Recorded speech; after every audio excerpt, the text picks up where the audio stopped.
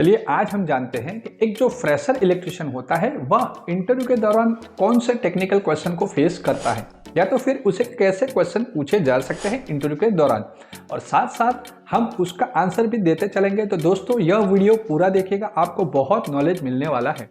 चलिए शुरू करते हैं। सबसे पहले हम टॉपिक लेते हैं मीटर्स। दोस्तों इलेक्ट्रिसिटी का जो सप्लाई आता है वह नापने के लिए, इसके अलावा इसकी अलग अलग असर को नापने के लिए अलग अलग मीटर बनाए गए हैं।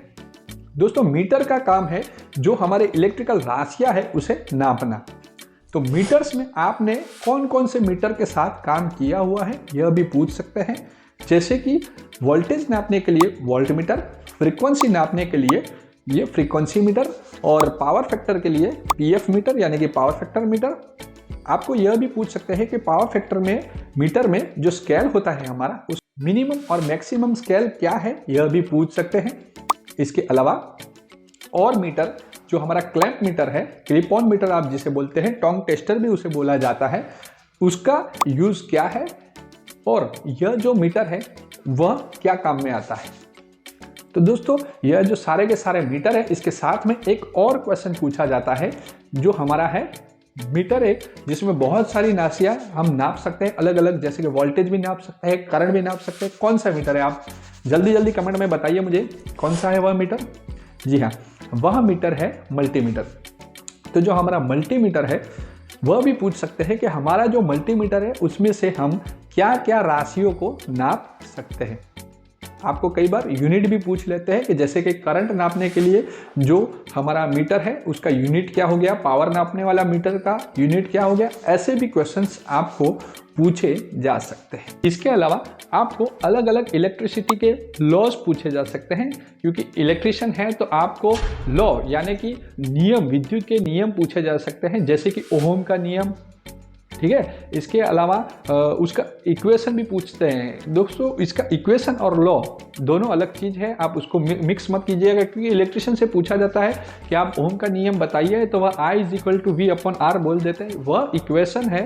दोस्तों लॉ पूछा जाता है तो आपको कुछ इस तरीके से बताना रहता है, यहाँ पे वह दिखाया है।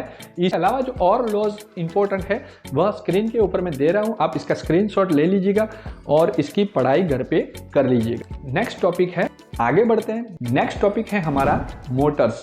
दोस्तों इलेक्ट्रिशियन है और आपने मोटरों में तो काम जरूर से किया होगा, और इंडस्ट्री है तो वहाँ मोटरों के बारे में उन्हें जानकारी आपको देनी ही पड़ेगी, क्योंकि मोटर्स हमारे सहायक है और ज़्यादातर इंडस्ट्रियाँ मोटर के भरोसे अपना काम करती है, वह ह्यूमन एफर्ट को कम करती है। इसलिए तो मोटर के बारे में पूछ सकते हैं कि आपने जो मोटरों में काम किया हुआ है वह आप नाम बताइए। तो आप AC मोटर्स, DC मोटर और AC DC दोनों में यूज हो सकती है ऐसी यूनिवर्सल के बारे में बता सकते हैं। यहाँ स्क्रीन के ऊपर में आपको मोटर्स के नाम दिए गए हैं, यह मोटर के बारे में आप जानकारी ले लीजिएगा, या तो फिर यह नाम अगर आप जानते हैं तो भी बहुत अच्छी बात है। चलिए आगे बढ़ते हैं। यह मोटर का तो हो गया, मगर मोटर को चलाने के लिए हमें चाहिए होंगे स्टार्टर्स। जी हाँ, तो हमारे जो स्टार्टर्स हैं वह भी AC स्टार्टर, DC स्टार्टर, दोनों स्टार्टरों के बारे में आपको पता होना चाहिए। जैसे DC स्टार्टर में हम यूज़ करते हैं 2 पॉइंट, 3 पॉइंट और 4 पॉइंट स्टार्टर, और साथ साथ AC में DOL starter, star delta starter. आपको स्टार डेल्टा और ड्यूअल स्टार्टर का पावर वायरिंग, कंट्रोल वायरिंग आने ही चाहिए, क्योंकि यह मस्ट है, वहाँ पे पूछे ही जाते हैं।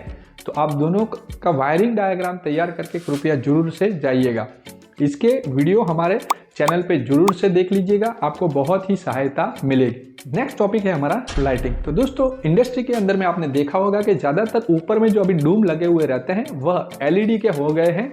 तो आपको इसके बारे में तो ज़्यादा नहीं पूछेंगे, मगर सिलेबस में हमारे HPSV, HPMV वगैरह लाइटिंग का यूज़ किया जाता है, तो उसका वायरिंग डायग्राम भी आपको शायद पूछ सकते हैं। इसके अलावा हाउस वायरिंग है, उसकी जो लाइटिंग रहती है उसके बारे में भी आपको पूछ सकते हैं। ज़्यादातर इसका कोई क्वेश्चन पूछता नहीं है, मगर फिर भी आपको इसका बारे में अगर इसके फुल फॉर्म भी अगर पता है तो बहुत अच्छी बात है। यहाँ पे आपको वह स्क्रीन पे ऊपर मैं दे रहा हूँ उसके फुल फॉर्म, तो यह तैयार कर लीजिएगा। इसके अलावा है वायर। दोस्तों वायर के अंदर में आपको पूछ सकते हैं, इंडियन इलेक्ट्रिसिटी एक्ट है उसमें वायरिंग के लिए, फेज वायर के लिए, न्यूट्रल वायर के लिए, इसके अलावा सिंगल फेज, थ्री फेज और अर्थिंग हर एक के लिए हमने वायरिंग में कलर कोड डिफाइन किए हुए हैं। तो यहाँ पे आप चार्ट देख सकते हैं दोस्तों। यह जो वायरिंग का कलर कोडिंग है वह हम भारत में वायरिंग करना है तो यूज करते हैं। इसके अलावा आप बाजू का जो चार्ट है उसमें देख सकते हैं कि इसका अल्टरनेटिव, यानी कि कई जगह पे मैंने देखा है कि जो हमारा सिंगल फेस है उसमें रेड वायर के रिप्लेसमेंट में ब्राउन वायर, ब्लैक वायर के रिप्लेसमेंट में ब्लू वायर का यूज किया जाता है। साथ साथ हमें पता है कि अर्थिंग में ग्रीन वायर ही यूज होता है, मगर कई जगह पे आप देख सकते हैं कि येलो कलर का वायर होता है और उसके ऊपर में ग्रीन कलर की स्ट्रिप होती है। तो आप अगर इंटरव्यू में यह सारी जानकारी लेके जाएंगे तो आपको बहुत ही फायदा मिलेगा।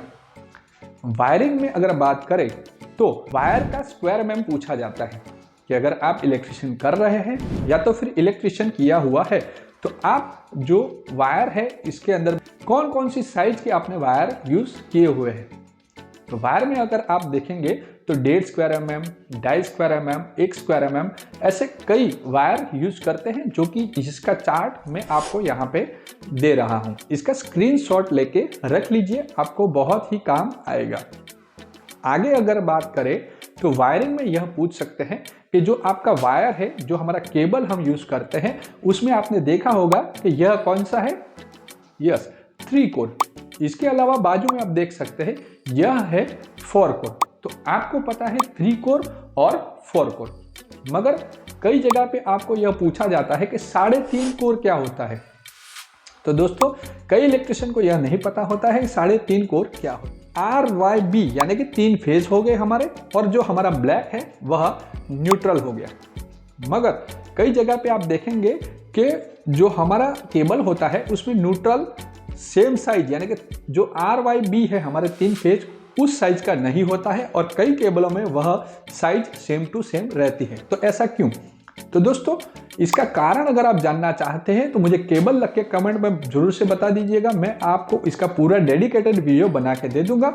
मगर आपको मैं यह बता दूं अभी कि 3.5 कोर क्यों कहा जाता है। इसका केबल लेने जाएंगे तो उसका जो न्यूट्रल है वह हाफ हो जाएगा, यानी कि 16 स्क्वायर mm का न्यूट्रल उसमें रहेगा, यानी इसीलिए हम इसे 3.5 कोर कहते हैं। दोस्तों यहाँ पे अगर आपको लग रहा है कि ये मैं नहीं जानता था और कुछ नया जानने के लिए मिला है तो इस वीडियो को अभी ही जरूर से लाइक कर दीजिए। वायरिंग में और क्या पूछ सकते हैं, तो वायरिंग में आपको हॉस्टल वायरिंग, स्टेयरकेस वायरिंग, ये सारे वायरिंग सीखे हैं। इसका ड्राइंग भी आपको इंटरव्यू में पूछ सकते हैं। दोस्तों यह वीडियो बहुत लंबा हो चुका है तो मैं इसका दूसरा पार्ट बना रहा हूँ, तो यह वीडियो आप दूसरे पार्ट में भी जरूर से देखिएगा, आपको उतना ही क्वालिटी कंटेंट मिलने वाला है।